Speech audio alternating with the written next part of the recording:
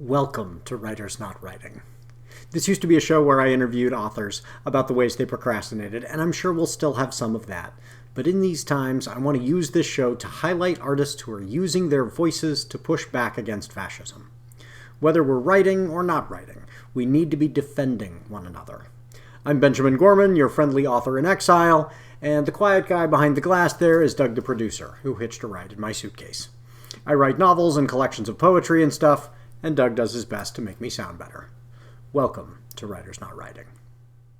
You're going to enjoy today's show. And if you want a little more, become a patron of my Patreon, help me keep a roof over my head, and you'll get access to an ad-free version of the show with a bonus segment with each interviewee. Okay, here we go. If I take my time. Hail and well-met readers and reviewers. Welcome. I have a returning guest today, poet Jennifer Rood, who did Present and Speaking Everywhere, the collection of found poetry and art. We published this last year from NotAPipe. In 2023, she retired from 30 years of teaching high school English, social studies, art, and then had the opportunity to serve that fall as the artist in residence at the Oregon Caves National Monument and Preserve, where she got to hike, explore, write poetry celebrating the history, geography, and flora and fauna of the monument, a rare once-in-a-lifetime kind of experience. She currently serves as the poetry editor for The Rapids, new Southern Oregon art and lit journal that launched in the fall of 2024. She's published dozens of poems in various journals and anthologies, including some prize-winning poems that have appeared in Verse Weavers and Encore. She tries to write every day, and if she doesn't actually write a poem each day, she's at least thinking about writing a poem or thumbing notes about ideas for poems into the notes section of her phone. Welcome, Jennifer. Very glad to have you. Thank you. I am glad to be back. Welcome. I've been so excited to have you here. Your book was recently selected as the Indulge Yourself Book Club Book of the Month. So is there anything that you want to share specifically with the Indulge Yourself Book Club members about that? Well, I'd like to talk about my book a little bit. I'll show it to you. Yes. Oh, it's so beautiful. It kind of fuzzes out. I've got my background fuzzed. But um, anyway, the book arose out of the pandemic, and I dove into found poetry during that time because I needed to fill time with something. And I had a lot of time to do that. Um, so I'm not even sure why I decided that I was going to do found poetry, but I did, and it took root. And, in the beginning, I did a lot of just simple blackout. And your readers are probably, or your listeners are probably familiar with blackout poetry or erasure poetry. And then because I was also teaching art online in the pandemic at the time, I decided I would play a little bit with art and the blackout. I started posting stuff on Facebook and Instagram and got some really great feedback. So I just kept going. I really just enjoyed the interaction that it gave me with other people through social media. I really enjoyed the creative outlet it gave me, and the positive way it filled my time during the pandemic. Anyway, I eventually wound up with 100 or so poems, some of them better than others. And I winnowed that down to a chapbook and sent that to you. And then you asked, well, do you have more? And I said, yes. And so that's how Present and Speaking Everywhere was born, is that I curated from that 100 or so blackout trove. I think there's about 50 in the book. And yeah, folks who don't know, I mean, I can't spoil this book, but I want folks to understand, if you've seen blackout poetry, it can be really powerful. It's really cool. It's, you're discovering a work within a work and you're transforming that and making it yours. But what you did is so beautiful because instead of blacking out, there's some blackout poetry in there, but instead of blacking out much of it, you did art right on top of it. And so what they're receiving is this these beautiful works of art, and then there are these rectangles within the work of art, and then they kind of realize, oh, this is blackout poetry and a piece of art painted on top or colored on top. What media did you use? It looks like summer watercolor.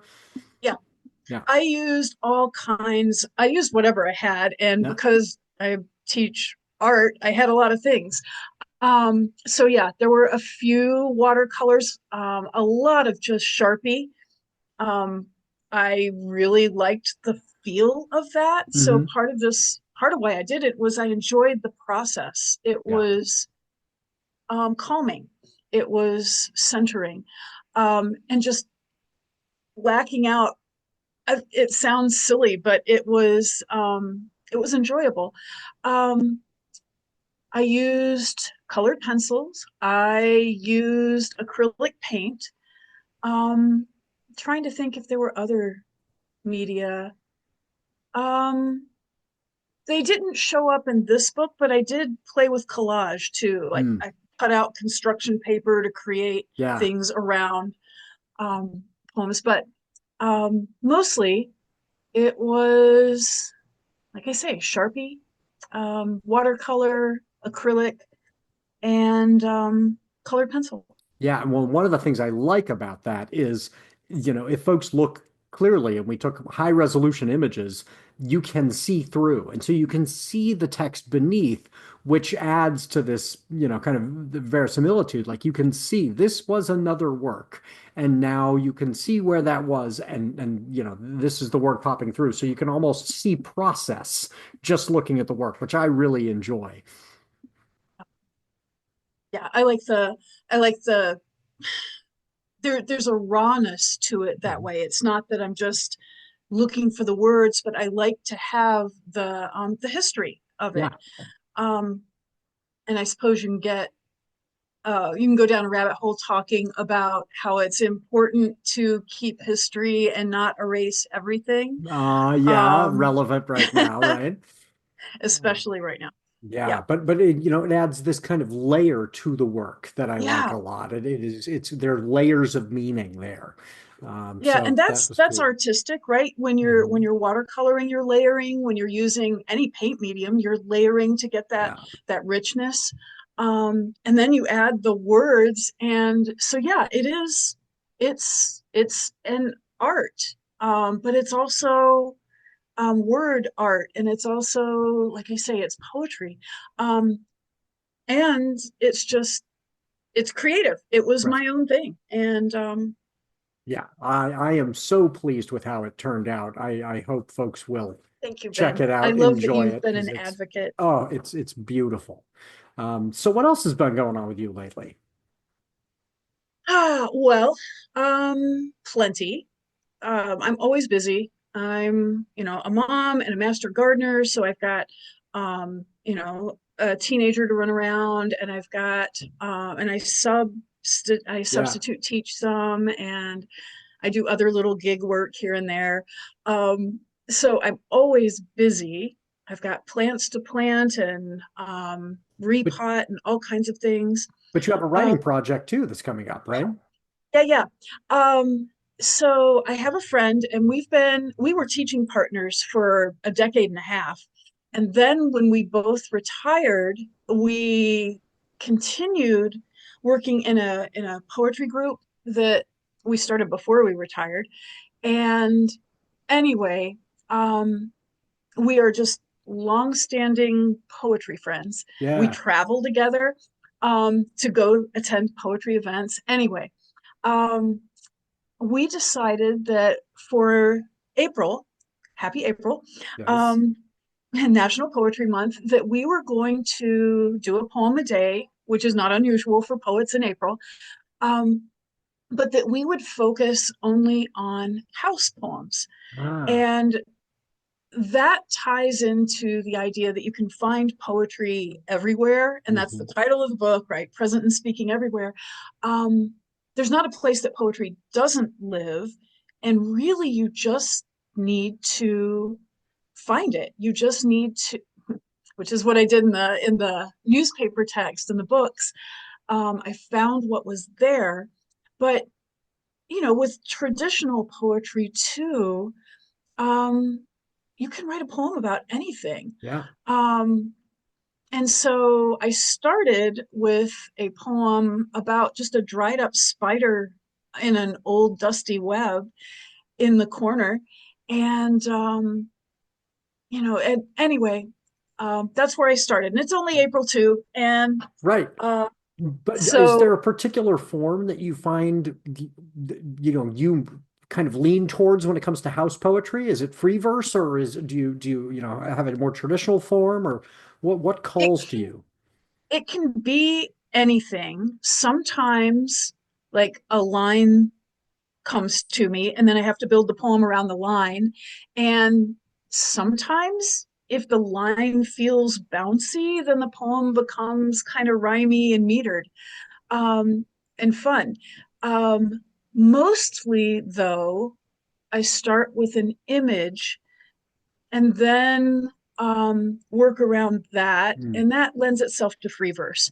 So um, free verse especially, Yeah. but that doesn't mean that I won't get some kind of wild hair and decide that I want to put the time in to do a sonnet or something. Right, right. I Mhm. recently wrote a rhyming poem, which is very unusual for me. Developed this and kind of antagonism towards rhyming poetry because sometimes it can be schmaltzy, but that's actually not my biggest beef. I think it was as a teacher, seeing students struggle to find a rhyming word and say something other than what they wanted to say. And it was just kind of Right. heartbreaking. I was like, you It don't was have to forced. do this. Yeah. Yeah. And so, I was like, I don't like rhyming poetry, which was unfortunate because that's not true. There are wonderful rhyming poems, but I like your phrase, I think your description, if it's bouncy, like if Yeah. it needs to rhyme, wonderful. If that comes naturally. But Right. when it feels forced and it's hard, I'm like, oh, please don't write, Hallmark card poetry, students. You Right. don't need to rhyme. But I'm Right. getting over it. Now I'm like, no, Well, you're right. This one can rhyme. I do like working in forms though, because it's a Mhm. challenge and I Exactly. like a challenge. Yeah. And working in forums forces me to use language differently than I would Yes. just out of my head. Yeah. Um, so I get to discover some things using forms that I don't when I'm just doing free verse. Yeah. Yeah. And that is rewarding when you're like, this is really, really hard. And that's Mhm. not bad. Yeah, That's yeah, that's I'm stretching myself. Um, so because of the world we're living in, I feel like it would be we would be looking away from some difficult things right now if I didn't ask. So how have you been pushing back against what all is going on around you that you are seeing in the day to day there in the States? yeah. Well, uh, I have to admit that at first it was just shock and um, and kind of a paralysis. And I Mhm. didn't know what to do, what to say. I, just dove into the news cycle and felt overwhelmed. Um, I have some friends who said, you need to write to your Congress people. And that's never been a big thing with me, but I'm glad that they're doing that. Um, and I think that's important. Um, but what I have found is that um, it's important to speak. Um, and there was an opportunity, one of my other retired teacher friends in my poetry group decided that she couldn't deal with the anxiety that the news cycle caused. And so she needed to do something positive. And so her creative response was to create a venue and an opportunity for poets in our Oh, region to come together and have a reading, a poetry of the people reading. And so we met at a library, and it was well attended. Um, and we read poetry of protest. There were some people who had never attended a poetry event, and they loved it. They were blown away. There were some poems that were um, funny, and we laughed. There were poems that made the speakers tear up. They were so powerful. There were hopeful poems. All kinds of things. But the important part was that um, my friend created a place Yes. where people could speak about this. Yes. Um, and, Oh, she that's said that, yeah, she said, people are writing about this, but one of the important things about poetry or writing generally is that you need an audience, you need Mhm. other people to share with. And that serves some um, lovely purposes. Um, One, it creates community. Yes. And that's important to know that you have people that you can rely on, reach out to, share with. And that fights isolation. And isolation is a killer. To think that you are the only one Yeah. who feels like you do, and to be rigid with fear about saying anything, it was a lovely event. So at the end of that, she said, I'd like more of these to Mhm. pop up, and invited everybody to just reach out to her if they wanted to do something. But then, because we're friends and uh, she knows I have a hard time saying no, um, she said, will you help me do one in our county? And I said, yes, I will help you. So that's another thing that we're doing, is we're going to be planning another Poetry of the People That event. is, and so folks who are listening, this is exactly why I, want to talk about this on the show. I think there's so many people out there who are feeling like there's nothing I can do, or whatever I'm doing, it feels too small for the moment. Building a community of even a few people is absolutely vital. And if you can get 5 people together to send letters, or 20 people together to read poems, or whatever, that community is the way, not just the way to fight back. It's a positive thing going forward. This era will not last forever. No one knows how long it will last. But at the end of it, those real communities that people have built will last longer.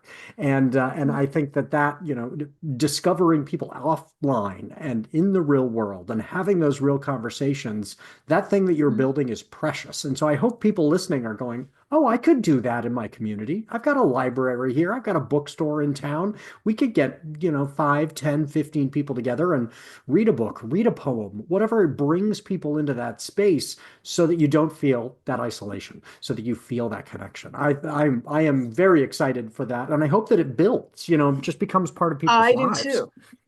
I do Yeah. too. Oh, that's Um, wonderful. yeah, and I think what you said about, you know, it can feel too small for the moment. You want to solve this Right. problem, but um, anything you do is something. Yeah. So Well, and it's if easy in this everybody moment. does something, Yeah, and I think it's easy in this moment to lose sight of the problem, because what we see is symbolic. You're seeing a person in the White House who's saying offensive things, or somebody who's standing up at a podium who's saying, awful things, and you're going, "Oh, that's the problem." And I think people lose sight of the fact that that's the symptom. That was a consequence of people not getting together in spaces and having conversations and realizing, "Oh, the person near me is somebody that I should care about." Creating these small communities where people can express their concern for their neighbors is how you fight that. You don't fight it by saying, I'm angry that there's a person behind the podium. That person, there is a political vacuum that was created by a lack of community and care. And creating community and care is the most important way to fight back. So I am so excited about this. This is how we'll fight back. This is how we survive, right? yeah. That is wonderful. So in all this that is going on, is there anything where there's been a story that you are saying, I'm worried people aren't paying enough attention to this, that you're hoping people notice. Um, I think that, and just talking with you now, I mean, there's a lot of things to pay attention to. That's the point. Right, The thing right now that bothers me the most has to do with, and a lot of things bother me the most, but right now, um, the idea that there's erasure going on, which is ironic since I do erasure, but I don't do it like it's being right, done. For there to be a list, and you can find it at the New York Times, you can find it all kinds of places, for there to be a list that says these words should be avoided and not used at all, if possible, in government right. documents, um, that's frightening to me. Yeah, Words like woman, right. that you're not supposed to, diversity, Gender, equity, right. equality, Yeah, um, black, yeah, black. right. Like, Well, and it's causing, I mean, it becomes a story when people hear these really absurd examples. So, that there'll be something like, I remember there was one that was, they wanted to take not just inequality, but inequity. No, it was inequality. And that was one that got them in some trouble because they said inequality, well, even like mathematical works that have nothing to do with even humans. They're about, differential in wind pressure on airplane wings. And they say, well, there's an right. inequality, and the entire documents were removed. And so that's really obvious. The danger is they're going to get better at this. And it will be specifically Mhm. things that, it won't be every piece that references women. It'll start to be pieces that are actually about women's health, women's, care and targeted. And those are easier to disappear. And so, yes, I Well, worry about this a lot. I do too. And there was the situation where they erased references to the Navajo code talkers, Right, who were instrumental right. in our ability to evade having our codes broken in World War Yeah. II. And they were instrumental, and they were erased, and then they were After um outcry, but yeah, how much is yeah, lost because there can't be enough public outcry about it all, right? And so right, how many other heroic figures from our history are just gone? And, yeah, somebody else is retaining those documents, I hope, but it means that it's losing that place in the archive, and mhm, it is dangerous. So yeah, that's certainly something for folks to watch, and that is one way that another way that listeners can participate is there are ways that you can participate in saving things that are lost. And mhm, so if you know there are documents that are being targeted and you can save them, somebody may need those someday. right, right. Yeah, I'm even keeping, well, I used to teach history. I taught AP history for AP US history for 5 years, and I'm keeping my textbooks. right, I figure I'm not going to teach history again, but maybe, I don't know, right. but the books may be important. Well, and they may And be important because there's a kind of way of looking at history where you look at what yes, was taught, right? And yes, so looking at why is it that it was taught this way, and then it was taught this way, and then, and I think those could end up being really valuable documents because it reveals something about our time if we're not yes, teaching those facts. yes, So yeah, that is, what do they call that? Historicity. It's a kind of meta history. yeah. How have we studied history throughout time? Um, Mhm. so when all this becomes overwhelming, what is something Mm. that has helped you to, take a break from it, take a deep breath, and get away? What have you been enjoying? Well, gardening for one. Yeah, Getting outside is important for me. Um, I like the weather right now. It's not too hot. I like getting my hands dirty. I like planting seeds and imagining them growing. Um, I like just hauling bags of dirt. hmm, I like the right. wheelbarrow. I like the Yep. physicality of it all. Because I do spend a lot of time on my head. So, and I like it there, but um I have a yard full of flowers, and I have flowers that bloom almost except for a few weeks of the year, I have flowers in bloom all year long. That's great. Um, yeah. And so I outside is important. Um, I am into a couple of shows right now. Um, 1923, which is part of like the Yellowstone Mm, Western epic kind of yeah. thing. 1923 has Harrison Ford and Helen Mirren, and they're Oh, these Montana ranchers who are fighting, evil land barons and bringing people into the fold who need protection, who are being discriminated against um, outside the ranch. So this ranch becomes this little microcosm of civility mhm. in the wild Montana frontier. And um, anyway, so I'm really enjoying that. And let's see, there's another, oh, White Lotus. Mm, I'm in it. That's a little bit of a guilty pleasure because that show has a lot of characters that you love to hate. yeah, yeah. Yes, I have And not caught up. This is the second season, right? And I I watched the think we're on the third. Oh, I okay. And think, I watched the previous one. Maybe it was just the first season that I watched. And yeah, it's a lot of characters where you're like, these people are awful. I yeah, keep coming back. It's a train wreck. it But is. It it's is. And well you come written. back because, It's well done. yeah, you shouldn't look, but you can't look away Yep. kind of Yep. things.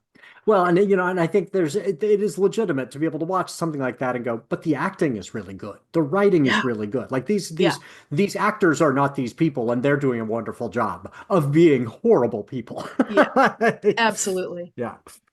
Yeah, that I should So, check that one out. That would be a good one for me too to kind of, go, okay, and now I'm on is it Thailand this time in this season? It's somewhere yes, in the yeah, and yes, so that would be cool to just go to Thailand for an yeah, hour. yeah.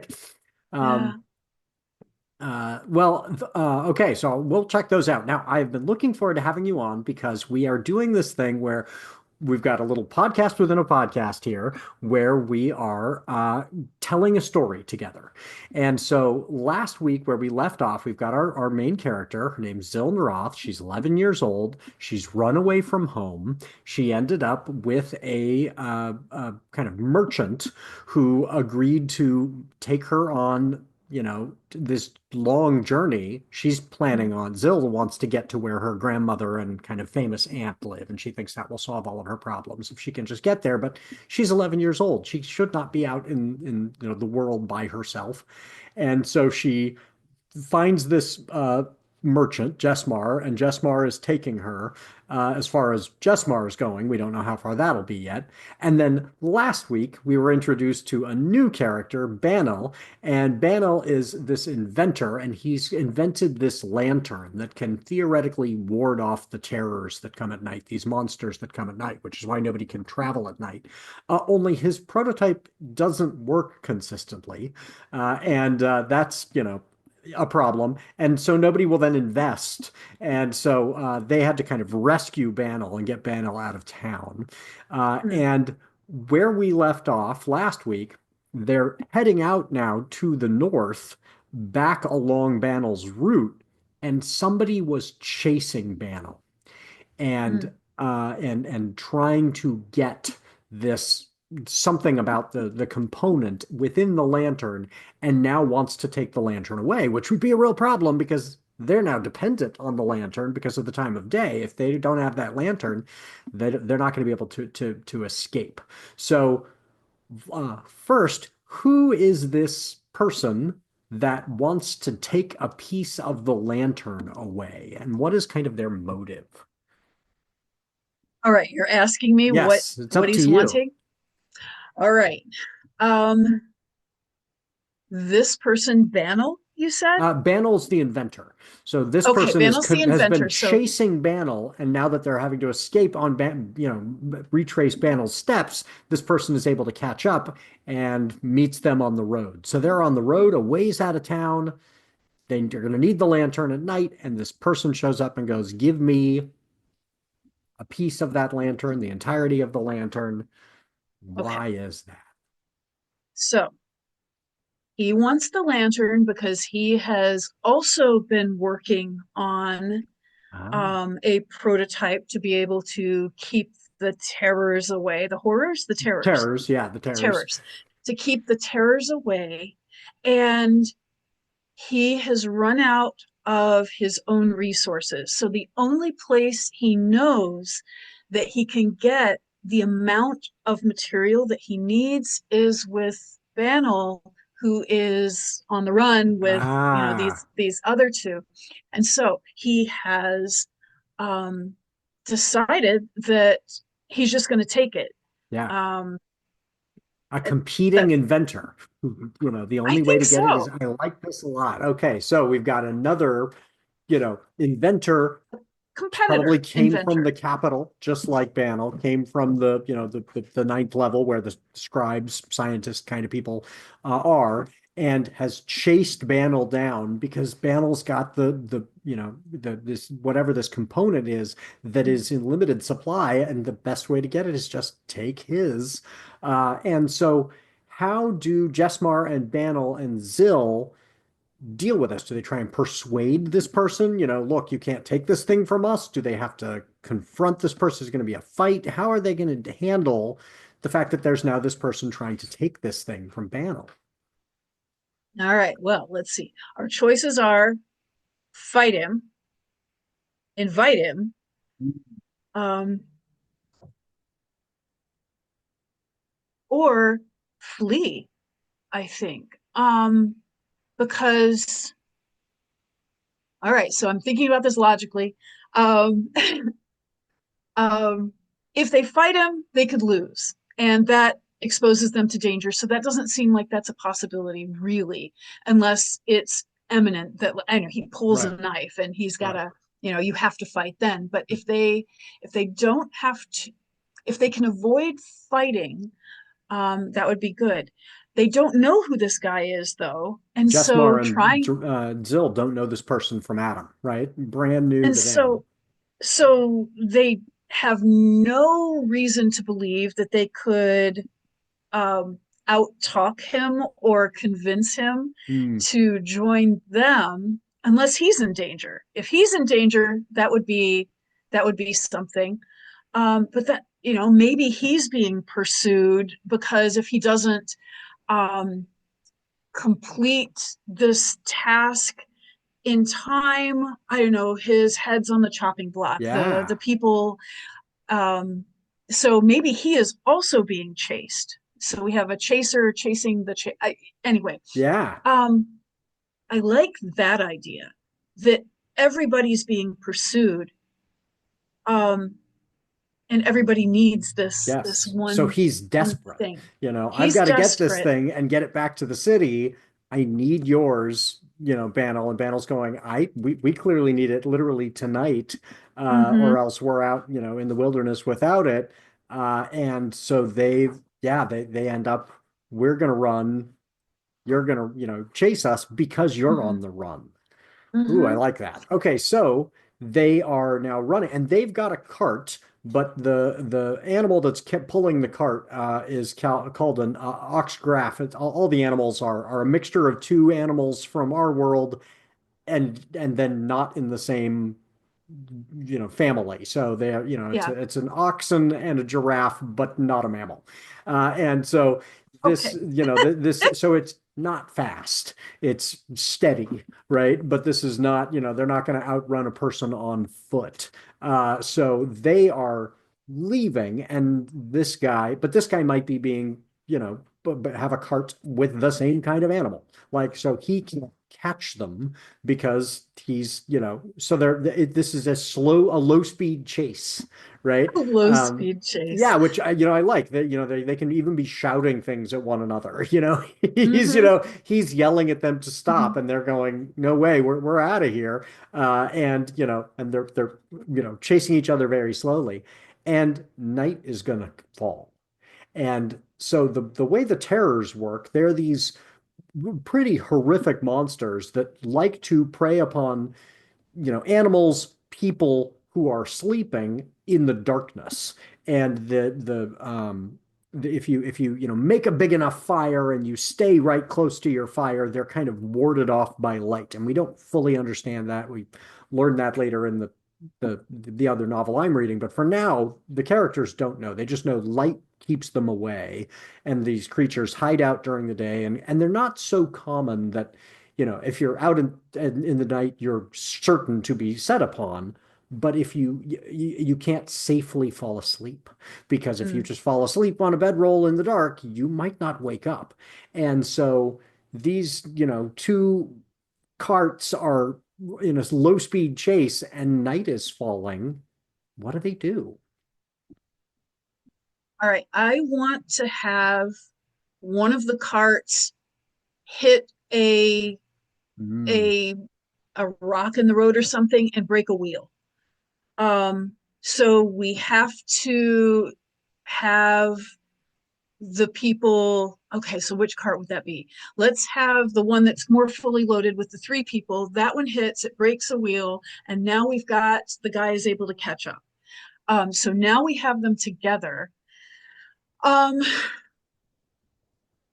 and at that point, you have to force the fight, or you have to try to talk. And I think the better play is gonna be to try to talk yeah, um, to the guy, and say, and maybe offer to, um, well, I mean, they have to have some conversation first about why are you chasing us, right. and that sort of thing. Um, but I think if we can skip over those conversations, um, there will be some human kindness, some empathy that the people who have broken down feel towards this stranger who they come to understand is also being chased and whose life is in danger. And so if it could be done in such a way that it didn't seem too kumbaya, you know what I mean? Um, they can decide together that, um, they can't let Zill, an 11-year-old girl, die in the night. Right. And so they're going to all work together, at least for this night. Maybe tomorrow, the guy makes off with the stuff, but tonight, um, they're going to protect the girl. Yeah. Well, and I like the not kumbaya. Like, yes, but can you safely go to sleep and trust this guy not to then take the Right. lantern in the night? So we have all agreed we're not going to, nobody's going to take the lantern and leave the other people to die, Mm-hmm. but we don't fully trust one another. And that's a good cliffhanger to stop on. So now they're together. And what's going to happen when they cannot trust one another and night falls? So we will leave off there and we'll come back to that What story next fun. week. Yes, I think it's fun. Thank Okay, you, so Ben. we'll go to our ad break, and when we come back, I'm going to ask you what you've been daydreaming about lately. Hey, readers and reviewers. I want to put out an all call for guests who are fighting back against fascism. If you know an author or artist of any kind who is using their art or their platform to push back, especially if they are doing so in an interesting way that deserves more attention and support, share this show with them and encourage them to email NotAPipePublishing at NotAPipePublishing@gmail.com, and we'll get them scheduled. And if you're looking for inspiring or practical ways you can push back, be sure to subscribe to the show so you catch all the great guests folks are going to recommend. See you here each week. This week's episode of Writers Not Writing is brought to you by Karen Eisenbray's Daughter of Magic trilogy. In the first novel, Daughter of Magic, Lascell's parents are wizards, but she has no power. She's stuck spending the summer in the small town of Deep River. There, the dead start to visit her dreams with a dire warning. If these dreams can be trusted, Lascell has a lot more magic than she thinks, and she's going to need it to save the country and her parents' lives. The Wishing Shelf Book Award says, a gripping fantasy adventure with a strong, memorable protagonist, a finalist and highly recommended. Lascell returns in Wizard Girl. Girls can't become wizards, but Lascelles aims to do it anyway. She leaves the city on her quest, with a murderer close behind. Now she must repair damaged friendships and trust an unexpected ally if she's to stop the killer before he strikes again. Wizard Girl does an excellent job at intertwining magic with a coming-of-age story. It feels like magic is one of the growing pains we all go through. The characters are beautifully diverse, and the story is masterfully written, writes Sang Chroma, author of Jinn. In the climactic final novel, Death's Midwife, Lascelles returns to Ucard City to claim her wizard staff, and word spreads about her skill for visiting the dead. But a spirit of legend, Old Mother Bones, objects to a living soul crossing over. When Lascelles refuses to heed her demands, Old Mother Bones threatens the person dearest to Lascelles' heart. It will take all Lascelles' power, and all her friends, to find the legend's weakness before it's too late. Girl power at its best, smashing through wizarding boundaries and redefining opportunities for career and life, Lascelles' magical journey comes full circle as she shapes a long-forgotten skill into a new destiny for herself and those who would follow her, writes Miko Azul, author of The Staff of Fire and Bone. Find the Daughter of Magic novels in paperback, hardcover, ebook, or audiobook on Audible, or get the entire trilogy for 25% off from the NotAPipePublishing store. You deserve a vacation. How about a trip to a dude ranch on a colony planet? Or a journey to a universe where wizards call lightning down from the sky and calm rumbling volcanoes? Or a holiday tour of the major cities of Europe with vampires and werewolves and witches as guides. Or maybe just a nice hot sudsy bath with a book of poetry that will make you cry and sigh and laugh. We've got you covered. A paperback will appear on your doorstep each month to whisk you away, and you'll return refreshed, enlightened, and ready to make the world we share a brighter place for everyone. Or if you prefer, you can sign up for a quarterly subscription and get 4 YA titles, 4 adult titles, or 4 collections of poetry per year. Plus, you'll get book club questions from the author before you start the book and an interview with the author afterwards. So, if you are in a book group or want to start one, this is everything you need in a kit. Will we occasionally throw in some extra surprises just to say thank you to our members? Of course. You can also give someone their very own membership with all of the rights and privileges pertaining thereto.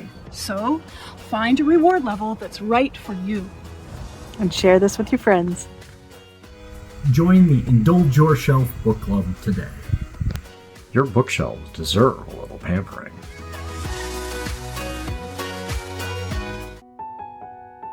So welcome back, everybody. I'm here with the poet Jennifer Rood. And Jennifer, what have you been kind of daydreaming about and thinking about that's coming up for you? Well, one thing that's on the near horizon is a trip with my mom and my sister. My mom's going to be turning 81, and she's never been to Washington, D.C., and she wants to go to Washington, D.C. So we're all going to go and stay there and see the monuments. We're going to be there for 3 days and just do whatever, my mom can do. Yeah. But she wants to go to Arlington and see the changing of the guard. That's a big one, so that's definitely happening. She wants to go to the Vietnam Veterans Memorial. And then, just some of the other big things. And the cool thing is my sister and I have already been to Washington, D.C. I took kids on a trip there back when I taught AP history. And so really it's all about my mom getting to have this experience. I am very happy for her. That is very cool. How are you feeling about DC right now? And how does that kind of play into your thought process going into that? I mean, one of the things that comes to mind for me is I'm worried about what they're talking about doing to the Smithsonian, especially entire museums like the Museum of African American History. How do you un-DEI the Museum of African American History? Right, when you can't say black. Right, exactly, and so I think all the things that specifically your mom is interested in will be safe and fine to see, but that's got to bring some feelings up for you about going. Well, she definitely wants to go to the Smithsonian. And I've been a few times and still not seen it all, and Oh it's gosh, yeah. amazing. And I think the most beautiful building is one of the newest. It's the Native American Hmm. um, building, and it's just a pleasure architecturally. Um, so so yeah, I'm not so much worried about DC as I am curious to see how it's changed. If you can Um, notice the change, yeah, that will be interesting. yeah, I want to know if the seats, like where they did the sit-ins, they have those actual seats that started the sit-ins back in 1960, I believe it was. They have those The seats in the actual counters, Smithsonian. yeah. And I mean, you can't touch them or anything, but um, I I wonder if they're still there. Right. I wonder, what messages will be posted, what messages won't be posted, Yeah, what language is going to be on the little placards to explain the exhibitions, the yeah. exhibits. And when I is your just trip? It's in June. So my guess is that's soon enough that there probably won't be too much damage. I'm on knock on everything, right? I Yeah. hope that there's not too much change yet by then. But it will be interesting to see if those changes have begun by this summer. Yeah, it's gonna be a trip, right? Right. Yeah. Well, but what a wonderful time for you and your sister and your mom. That'll be really Yeah. a cool experience in and of itself. So. Yeah. That's great. Well, do you have any announcements of stuff that's coming up for you that listeners should know about? Let's see. Um, I I took a break with submitting poems to different places. Um, but I do have three up right now at Willowa Journal. Oh, which And is a big deal. Like when I got my first one in there, people were like, "Really?" And I was like, "What? Is this a good journal? It's a good journal." yeah, it's lovely, right? It's Pacific Northwest mostly, but it's a national, international journal. Mhm. Um, and I had a piece in that journal. So rather than just submit everywhere at this point, I submit to the places I really want to be in. Right. And so I have my favorite places, and Willowa Journal is one of them. Um, anyway, I was thrilled. I submitted maybe four poems, and for this cycle, it's published twice a year online. It's free. You can just go look at it. And anyway, um, Rachel, who's the editor, accepted three of them, Three, and that's a big was deal. Like that's that was a exceptional. big Yeah, deal. that really is cool. Oh, I'm excited. Yeah, And so, are those up already? yeah, they're Oh, up. excellent. Okay, so folks should Yeah, definitely check that out. In fact, we'll post a link to that in the show notes so people can check okay, out your work in Willow Journal because that's really cool. yeah. Um, what else? Uh, well, I did that residency in 2023 at the Oregon Caves, and I did curate a chapbook of work about the caves, but I haven't found a publisher yet. Mm, Um, and but I've got leads. So I had one rejection from one publisher, and I didn't really understand why. They didn't explain. But that's okay. That happens. You yeah. just everything you do Yep. doesn't hit with everybody. Well, I was just Um, talking with the author we had on last week, Phoebe Barton, about one of the things that is kind of scary is we get so used to rejection. It's just something that happens. You send something off, and you often don't right. get much other than, "Oh, it's not for us," or whatever.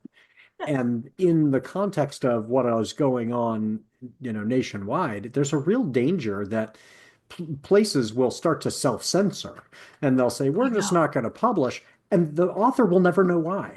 like, oh, and so that is that is something where our model isn't particularly hardy or designed to protect against, who knows if there's a nefarious reason or a totally innocent reason, or as my friend Eric Witchy says, you sent it to somebody after the wrong meal. Like Right, you right. never You can just tell. never know. Yeah. And so you can't take it personally. But I had sent it to a couple of places, and one was a local publisher, like in Southern Oregon. Um, and and anyway, a year after I sent it, um, I got a response, Yeah. and he said, "I've been really busy, but if you still have this available, I'd like to look at it." And Oh, so, very cool. yeah, I thought it was just going to be, uh, a year later, I finally got around to, sorry, we didn't reply, but no, like no, this is a promising opportunity, perhaps. it is. So right now I've got fingers crossed. I said, yeah, here it is. And anyway, haven't heard back, but it's, you gotta give him time. He took on the editor took on a job like starting a charter school, and so is both an administrator and a teacher, and Oh, he's trying to keep this pup. Hey, you kind of this is understand, sounding right? familiar, familiar Struggling. in its insanity. I'm like, that's not a Yeah. good idea. He shouldn't do No, that's not a good that. idea. I think I'll do it. I know, Right. right? Yeah, I totally understand that impulse to say yes to everything, but Yeah. it can bite you.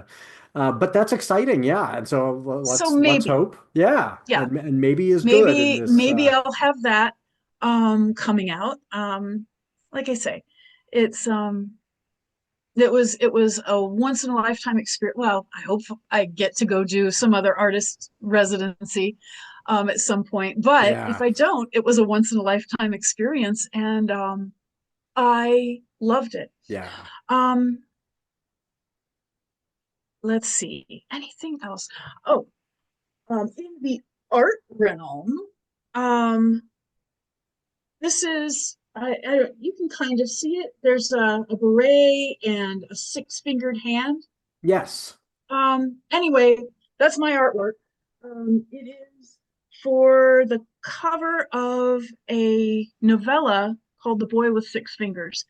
And anyway, a local writer um, Is who was that familiar with is my that work. that's Barry That's Barry Bitkov? Vitko. Yes, he Yeah, and I have met. Yeah, really nice guy. Yeah, that's very cool. I didn't know that he had a new novella out, so we'll put a link to yeah. that too, and folks can check that out. And so you did the cover art. Have you ever I did done the cover art cover. before? I mean, except other than I've never done cover art before. But he reached out to me because he liked, just the style that I Mhm. do. And he actually said that he and his friend tried to get AI to create an image. Um, I know. That's a But I'm whole glad he nother can of realized. worms. But I'm glad he realized. Like that's Yeah. because I can imagine trying to get AI to do six fingers. To do a six-fingered hand, It it does it was on accident ridiculous. when you don't want it to, Right. and then when you tell it to, it cannot possibly. Yeah, that's funny. Yeah, that AI and hands no, it it was can't stupid. figure it out. Yeah, well, No. that's I am I'm very glad that they were savvy because sometimes I think people put something into AI and they don't Mhm. have somebody. I mean, not to get into the whole debate about whether or not it's useful, Right. but even if you were going to use it, you've got to still do a lot of work on that image. That image is Yeah. not finished yet for you. And if you toss it up, people will be able to tell this was not created by a human being. There was no, oh, yeah. So good. Well, that's, he is lucky to have found you. He did get you to do that for him. That's very cool. And yeah, it was an opportunity for Yeah. me to do a something I haven't done. And so I was thankful for that and that he trusted me with the art. Um anyway, so that Yeah. is fun. It's just out now Very from cool. Finishing Line Press. And anyway, I just got my copy in the mail. I Yeah. just pulled it out of the mailbox this week. Well, he will be very pleased that we mentioned it as well, and we'll send readers his way. So, folks who are listening, check that out and get Jennifer's cover and Barry's book, and they will both be very happy. So, where can folks find you online? Well, for sure, if you go to Instagram, I'm at Jen Rood 100. So Jen is Jenn, two N's, and then Rood is spelled Like the cross. Rood. Right. It's not like, yeah, like the cross. That's right. Right. In Romeo and Juliet, I used to tell my students is the nurse swears by the Rood By the root, it's at, by the at one cross. point. And yeah, I didn't know Yes. that until I was in college. And I was like, that's another word for cross. Oh, and, but I will never misspell your name because it's your name, by the cross. Yes.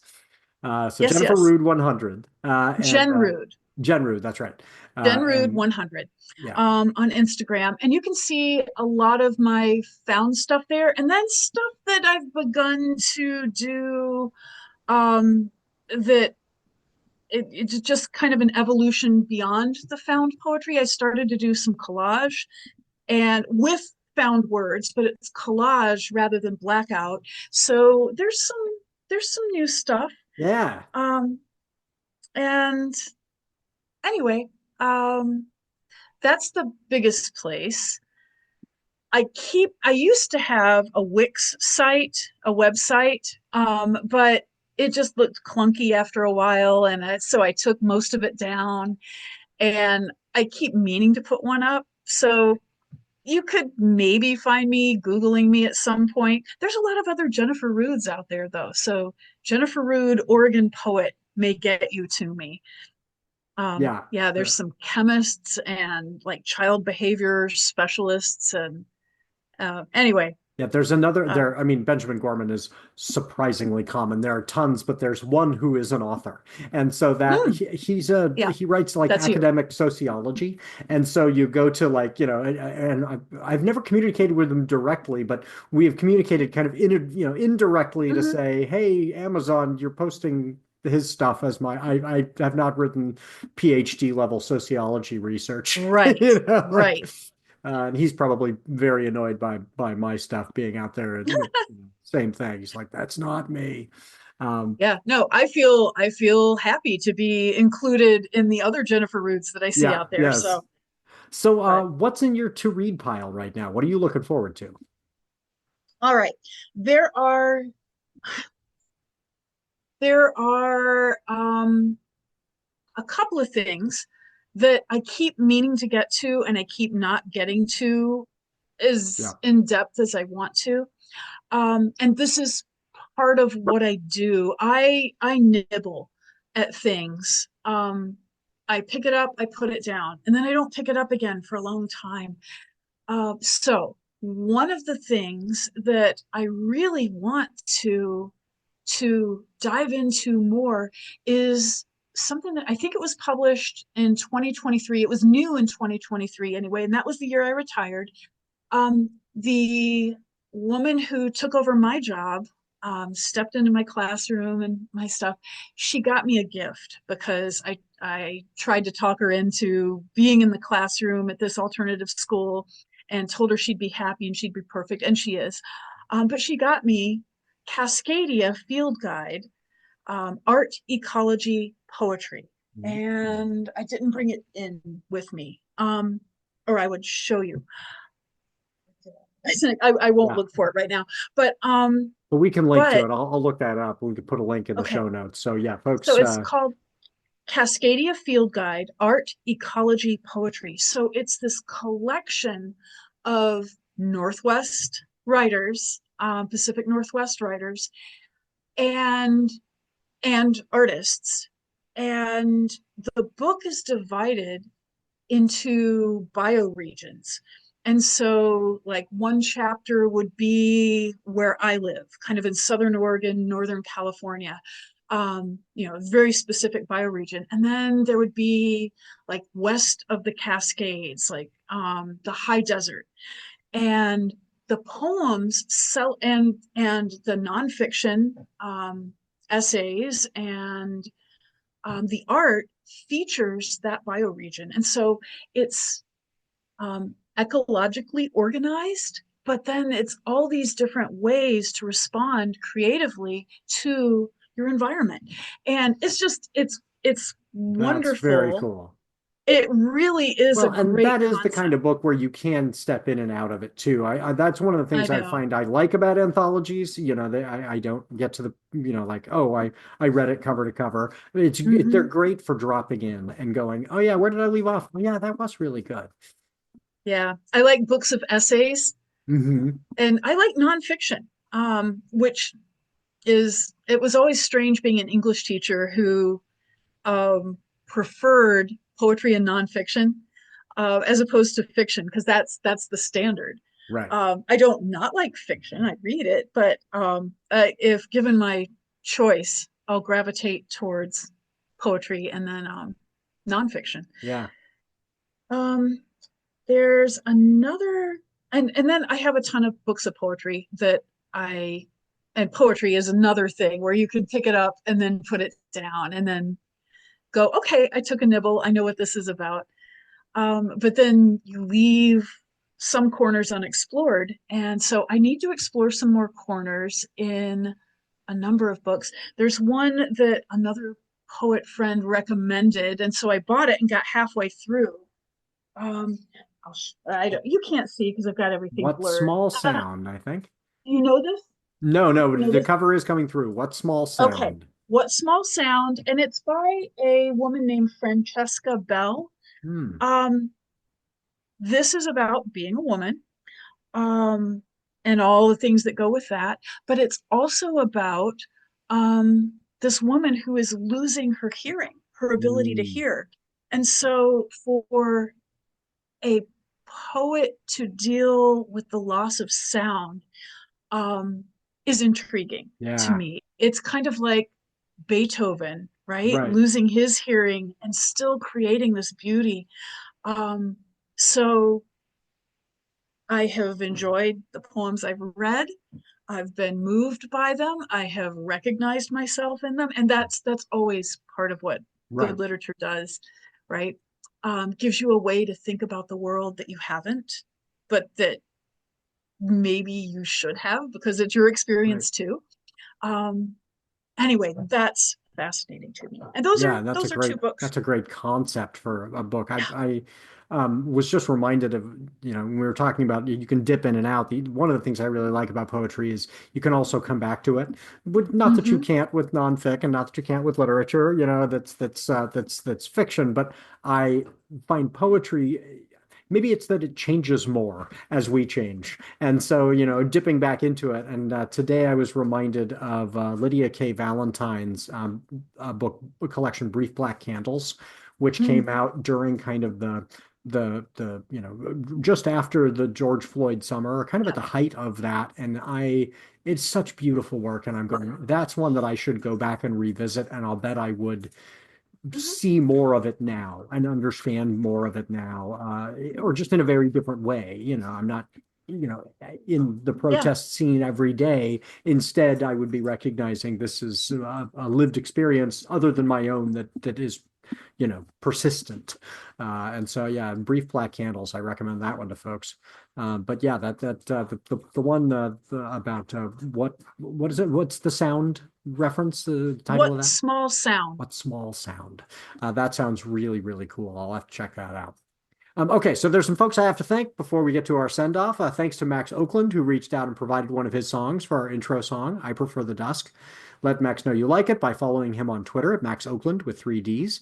And thanks to the author Stephen E. Scribner, author of the Taun Fantasy series, who makes music under the name S. Eric Scribner for his song A Poem from the album Pianosphere. We used that during the ad break. If you make music and you'd like your song used on the show, I'd love to highlight a listener's work like Max's or Stephen's song, so email me about that. Thanks, as always, to Doug, the producer, for making this show sound good and taking the blame when it doesn't. And I cannot forget to mention Writers Not Writing is a production of NotAPipePublishing. So please go to NotAPipePublishing.com, check out the amazing books by people like Jennifer, who didn't procrastinate too much, who got their books done. If you like this show, rate it and review wherever you found it. And please check out Jennifer's Present and Speaking Everywhere. Tell a friend about it. Consider joining the Indulge Yourself Book Club, and you'll get to discuss it with some questions that Jennifer provides invited. So people are just now starting to respond to those in the private Facebook group. So if you want to be a part of that discussion, join the Indulge Yourself Book Club. And when you do get that book, please give it a short review. A single click on that 5th star will make Jennifer's day. It really does make a big difference. Same with this show. If you'll click on that little thumbs up, really goes a long way for us. So thank you.